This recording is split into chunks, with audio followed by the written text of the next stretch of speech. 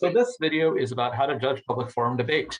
It's intended for people who are new to judging, and you can always come back and review and skip through as you need.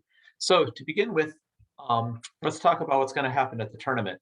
When you go to the tournament, you're going to have, they'll have a judges meeting, they'll make some announcements, and then when they start the first round, you'll kind of know because everyone kind of gets up at once around that time. You'll get notifications through Tabroom, which will show up in your email. And if you left your phone number, which I recommend, you'll also get a text message, and it'll just tell you which room to go to. So you should go ahead and go to the room. Now, you'll need to bring a computer or something similar to type on with you. Phone is probably not going to work. You need to do a bit of typing.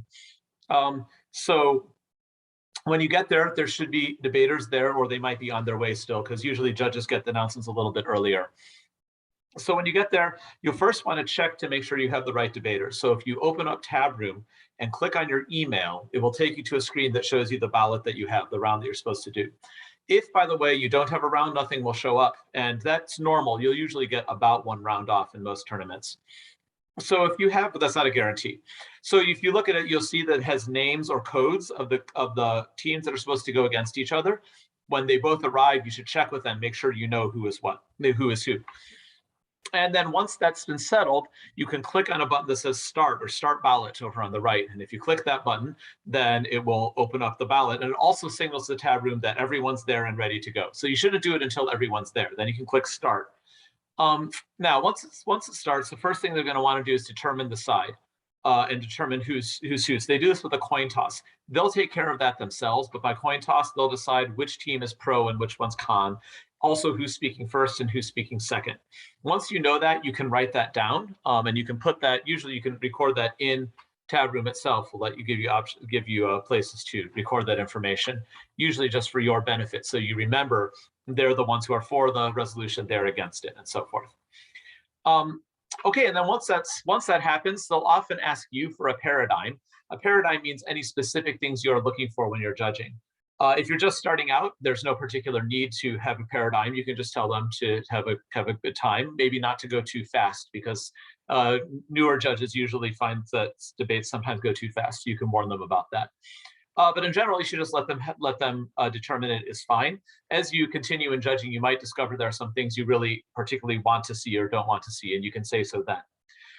All right, so let's talk about the structure of the debate itself. Once the debate starts, sorry, I'm just going to share screen here. So once the debate starts, you're going to have a few things. Let's see. So there's going to be two people. It's a 2-on-2 debate. So you have two people versus two people, and they'll be sitting together, but then they're going to flip for sides.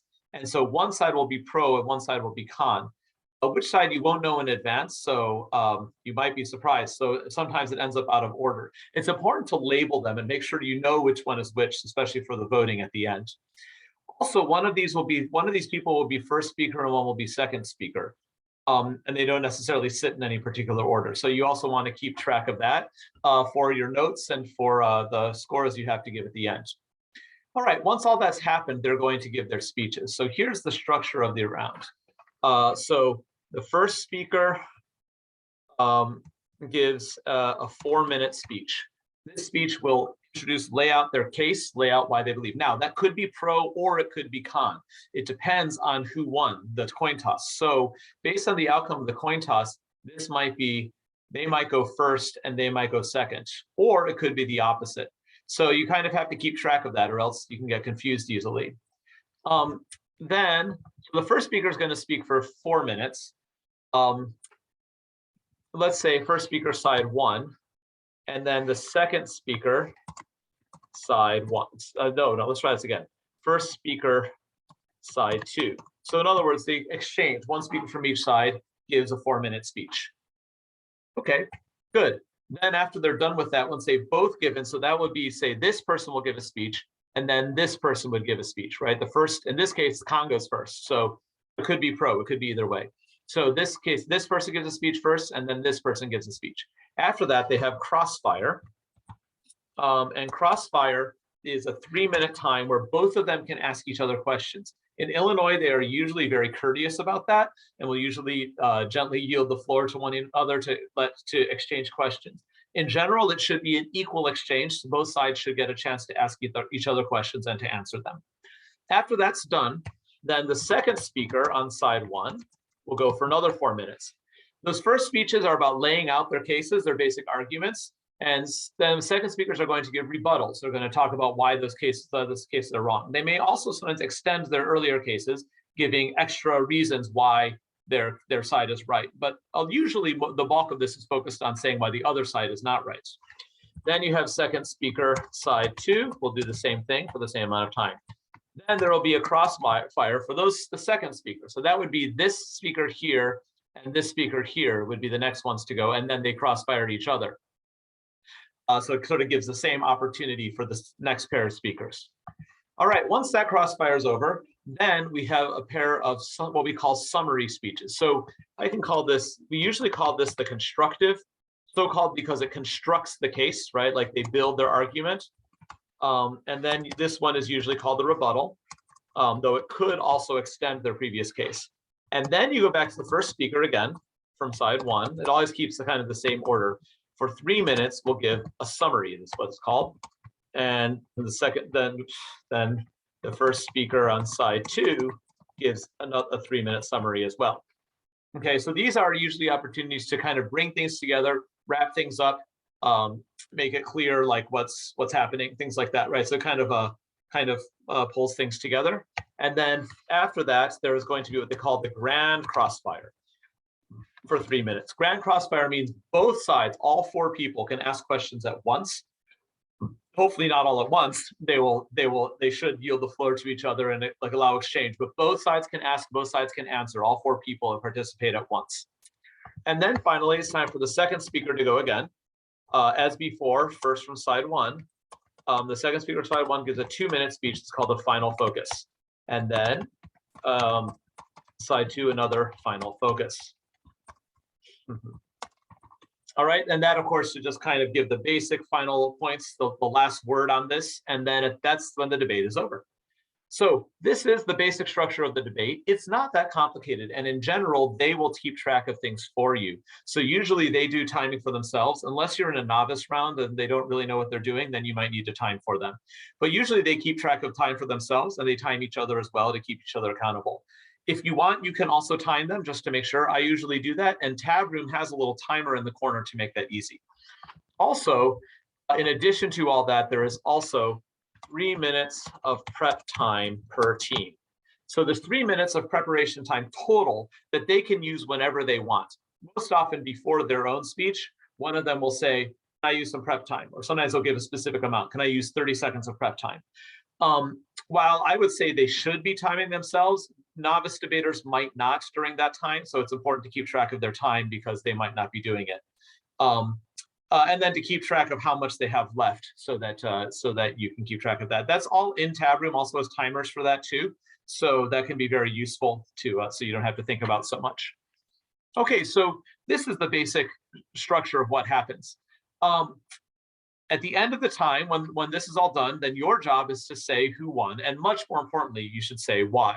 So in the ballot, I unfortunately can't show you a sample ballot because you can't actually view those until the day, so I can't pull one up on my computer. But a ballot has, at the top, it has information about the students. You know what? I'll just kind of draw out a little ballot as an example. So at the top, it gives a team, and then it gives names, and then there's a spot for you to mark pro versus con. And then there'll be another one where you do that. This stuff all goes to the top. Then it will say, and then there's basically a winner part. It doesn't say winner. It's like the best debating was done by, and there's a drop down box where you can put pro or con, and then or like a code. The team code would go there. There's a box over here called low point win, which I'll explain in a little bit. First of all, the important part is down here. There's a little thing that says reason for decision. There's actually going to be 2 other tabs for the other teams as well. There's one for each team name. In general, they like people to write everything in the reason for decision tab. That goes to everyone sees that, both teams see that. And so typically in there, you put information for both teams so that they can all learn from each other's comments. That's the usual way we do things. So I would put everything in reason for decision. So when they're talking, when they're speaking, as you see things that you think they could fix or change or learn a good idea, or if you really liked, you put that in here. I would write it down during the round to save you some time. And so you can just start typing. You can. I suppose I can use a computer. So you can just say like, careful not to talk too fast. We used to say that you need to say who you're talking to. So pro first speaker. Careful not to talk too fast. I liked your second contention. So forth. Comments like that. They may often be longer, of course, if you want to explain yourself more fully. And then you can have another one for con first speaker, and so forth. So this is how I usually organize my comments, and I recommend writing them during the time so you have so that you don't have so much to write later. But the important part is after you make comments like this, you can say, right, I didn't understand the economics argument, however you want to say it, right? So you can say different things like that. At the very end of all this, though, what you want to do is to say why you picked the side that you did. It's very important. So you say, I chose the con because, you don't want to say because they did a better job. That's not enough. They really want to know specifically what it was. Like, what was it that caused the debate to go the way it did? That usually requires some substantial explanation, right? I chose the con because the pro dropped several important arguments about politics, while the con really scored a big point with the environmental argument. Usually I would still prefer more than this. When I'm writing this, I usually write a paragraph, sometimes two, about how to do it. I'm not going to do all this right in front of you. But the point is you want to say like, okay, here were the points that you made. This one was unimportant. This one you should have talked about more, but you didn't. This one I thought was really crucial when you said that like won the round for me, that like decided it for me. This one I thought was inconsequential. This one you both had good points and it was kind of a wash. Things like that are really important to debaters and to coaches because it tells them like what you're thinking and why they won or why they lost, both of which are very important to them. So you want to keep on going with this. You want to describe it as clearly as you can why they won. That, of course, is at the end of the debate. Once that's done, you also have to give them speaker points. So there's going to be a place for speaker points. Speaker points here. The speaker points go to individually, so you're actually going to give 4 of them. The points go from 0 to 30, but you're not allowed to give lower than 22, which is kind of weird, but it's just the rules. A terrible person who's insults people and stuff might get as low as a 22 or something. In general, you usually range from 25 to 30 on these, though very weak speakers could go below that.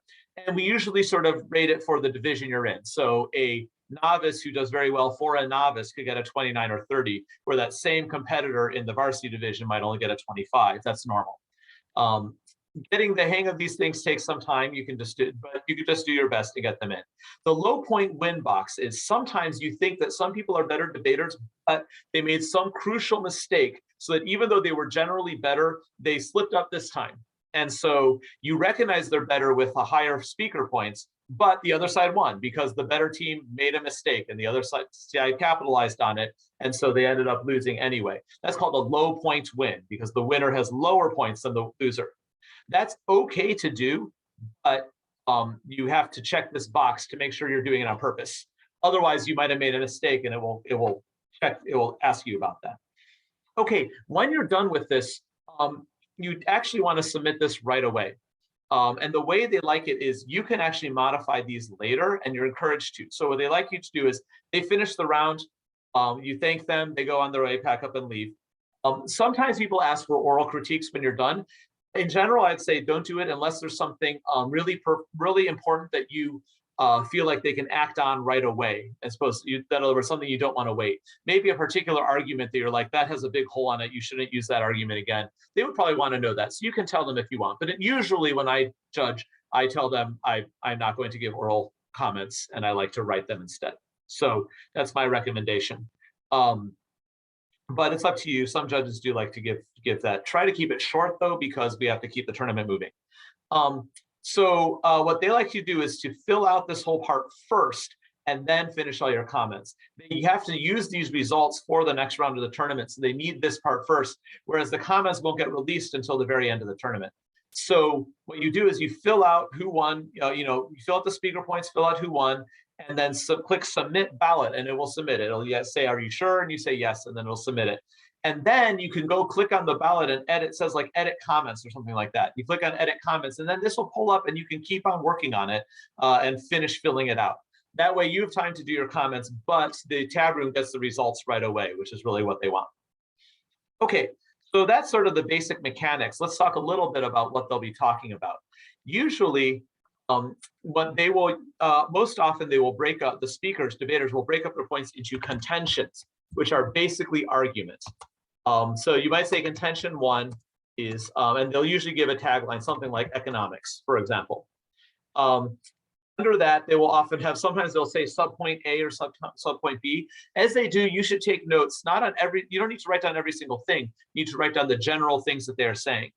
Under economics, they might say subpoint A something, subpoint B something, that might help you, or they might not, so that's up to them. But whatever it is, you should take notes of the things they're saying, right? So you say, study finds, they say, okay, some study finds that this causes a 6% decrease in GDP. So you say, causes 6% decrease in GDP. And then they say, okay, and overall it hurts job growth. You're like, okay, hurts job growth. So in other words, you kind of write down their main points, their main comments, and so forth. And then, then you'll have contention two, is, might be racism. And then they'll talk about how, right, and so forth, right? So they'll give you the arguments. Usually they'll have 2 or 3 contentions in a speech, and they'll give quite a bit of detail of supporting why those are problems. And you should write down the details of that. So that would be the first speech, right? So let's just say it's con this time because that's how it was, but it could be con, could be pro. Then the second speech goes up. They're not going to respond to this typically. Typically, they're just going to give their own case. So that means you just make a separate spot and you write down their contentions. Contention one, sometimes they have the same thing. Sometimes it's also economics. And then you say da-da-da, and then you have contention two, and maybe this one is politics. Let's see, maybe diplomacy, and then blah, blah, blah, blah, blah. Okay, so these are, excuse me. So these are all the things that that can happen that you write down. Now, here's the key point. You want to leave some space wherever you're writing this down. You want to leave some space to the right-hand side so that it's not all filled up. The reason is the next person after this is going to give up and start giving arguments. And the nicest, easiest way to organize arguments is just to say, okay, so let's say they're arguing about economics and they have a specific thing about this 6% growth and decrease in GDP. Then they give an argument, so you write it down. Okay, they say the study was flawed because of low sample size. Okay, so that's their argument. Then you write, then you can put that down, and so forth. They give an argument about race, about whatever job growth, and you can say makes it worse. Okay, so you're summarizing what they're saying, right? This keeps track, so you can see what was argued, not just what was argued, but against what, like what arguments go together. For this reason, a lot of times people will turn their flowpad or paper this way, like long ways, because it gives you more room to the right where you kind of need it. And so whenever anyone makes a point, then you should put it, can put it here, and make a point, Khan does better on economics and so forth.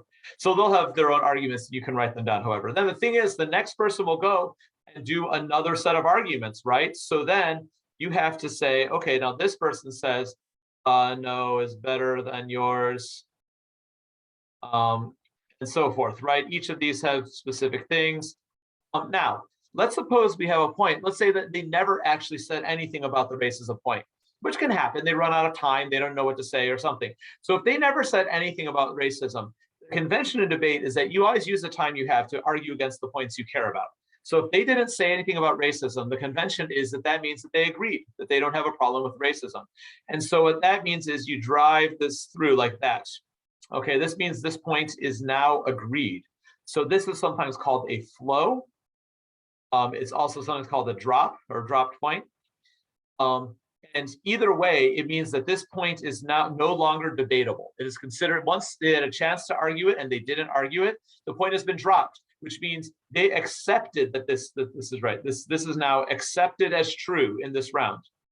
So it may have been accidental. That's how we do. So in other words, if they gave a racism contention and the other opponents didn't say anything about it, then the point drops.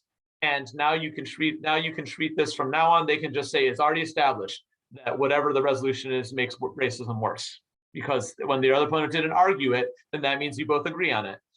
It may seem a little bit unfair to you, especially if it's obvious because of lack of time, but that is the convention of debate. So that's how we should judge it. So once this happens, this means that point is agreed on. And you can treat basically that the con has won that point in this case. You can do flows either way. So if there is an argument that someone did that wasn't refuted, like in this case, let's say that in this case, they didn't make a response to this point, then the next speaker can say, hang on, oops. The next speaker can say, hang on, this point flows because they didn't talk about it last time. And so at any point, they can talk about flowed points or dropped points. And so it's useful to organize this way so you can see for yourself, did they argue against the point or not? If they argued only kind of loosely against the point, I leave it up to you. My policy is to give the debaters the benefit of the doubt. If they sounded like they probably disagreed with the point, then I would say you can't call it a drop point. That is my opinion, but other people disagree. So it's, as with so many things, it's up to the judge to do this. Excuse me, yeah, the judge to do this. Okay, finally, a few extra words. Impact means what happens as a result. So they will often say, they'll talk about racism, and they say the impact of this is, and they will talk about the negative outcomes of racism. Of course, there are many, but they're going to pick the ones they're going to focus on. The word framework. Framework means how you should vote on the round. So the idea is sides will often propose a framework, which means we should vote on the one, for example, they might say a framework is, and this is an economic topic. We're just going to look at the one that increases economic output.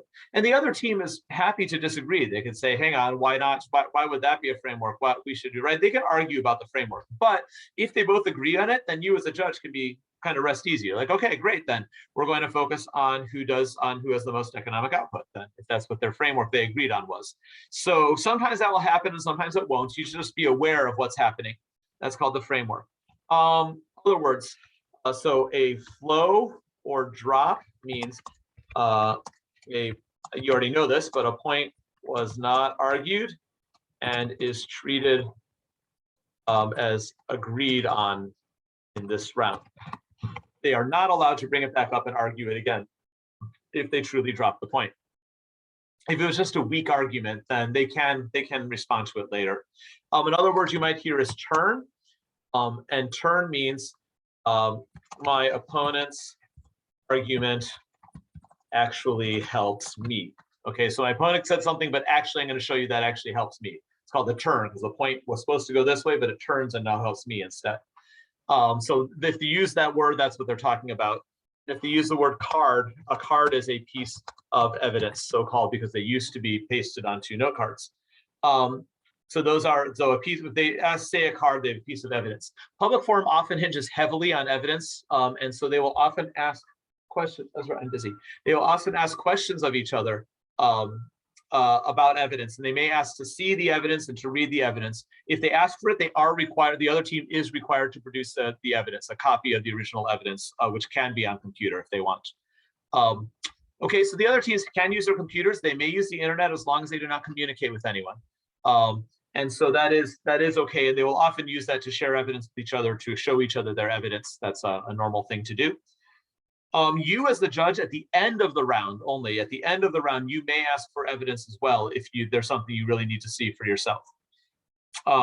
So I would encourage you to do that if you need to, and if you feel like it's clear enough, then it's clear enough. It's not really your job to read all the evidence. It's just that sometimes they argue about what the evidence actually says. You might just want to see for yourself because that will determine the round. So that's up to you, though. That's something you might consider trying. Okay, so that is sort of a quick introduction to public forum. What I would say is another thing you could do is to take a quick look online. If you just do a Google search, a YouTube search for a public forum, you'll find plenty of examples. Watch out, every now and then you'll find one where they go very, very fast. If you see one of those, just skip on to another one. We don't do that very much in Illinois, and we don't encourage it. And you should tell kids not to go fast because when you're a new judge, that's not helpful at all. And there's really no reason they should be talking that fast. So you should feel free to tell them. And if they talk too fast anyway, you should feel free to say, I can't understand you, and give them a loss for that. That is completely fine. You are the judge, you are the boss. You don't need to ask permission for anything. You just make all the decisions when you are there, and they have to say yes, and they will. They will agree. They will not argue with you. So I encourage you to just do the best you can. Once you make your decision, do not tell the debaters. That's the convention in this area. You don't tell the debaters. You put it on your form and submit it. You don't say anything to them. They'll find out later. All right, well, I'll follow up with you. So if you have any questions, I can answer them then, but hopefully this gives you an introduction. Thanks so much for agreeing to judge for us, and I hope you enjoy the enjoyable event that is Public Forum.